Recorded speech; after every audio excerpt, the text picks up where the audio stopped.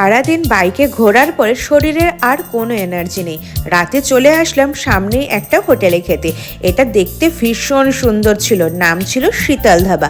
তোমরা যারা লোনাভলা ঘুরতে আসবে অবশ্যই কিন্তু এখানে ট্রাই করো।